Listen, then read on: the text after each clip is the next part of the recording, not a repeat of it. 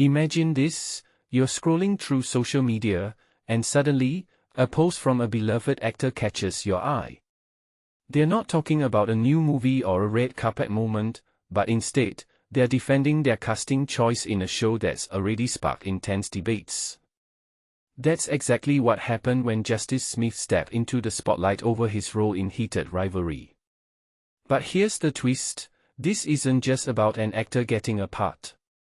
It's about how we, as an audience, define representation, and who gets to decide what that looks like. Let's unpack this.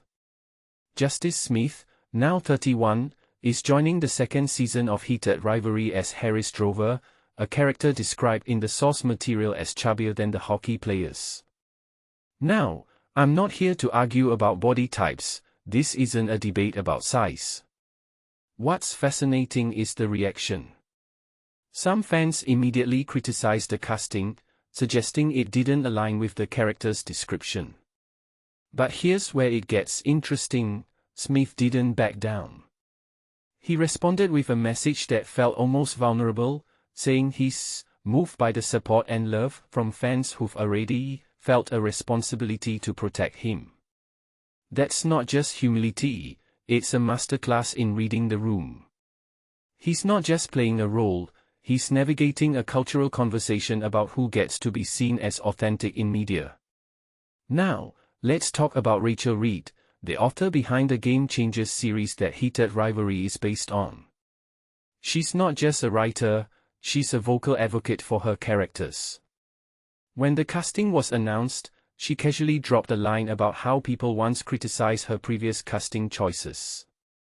That's not just a throwaway comment. It's a reminder that this isn't new. Every time a character is adapted, there's a power struggle between creators, actors, and fans. And Reid's presence as a consulting producer? That's not just symbolic. It's a blueprint for how to handle these tensions. She's the bridge between the page and the screen, and she's clearly not afraid to call out hypocrisy when she sees it. But here's what I find most intriguing, the showrunner's statement about Justice and Charlie Gillespie, immediately connecting with the vulnerability and resilience of their characters. That's not just PR speak. It's a subtle but powerful argument. If the actors can embody the emotional core of Harris and Troy, does it even matter if their physicality doesn't match the book? Or is that the real question we should be asking? Because if we're honest, we've all seen characters get it right in ways that go beyond surface-level traits. This isn't about checking boxes, it's about storytelling. And if the chemistry between the actors feels genuine, maybe that's the only thing that should matter. Let's zoom out for a second. Heated Rivalry is being shot in Ottawa for Season 2, with Connor Story's character moving to a Canadian team.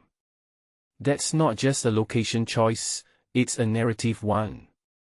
It's about grounding the story in a specific cultural context, which adds layers to the characters' journeys.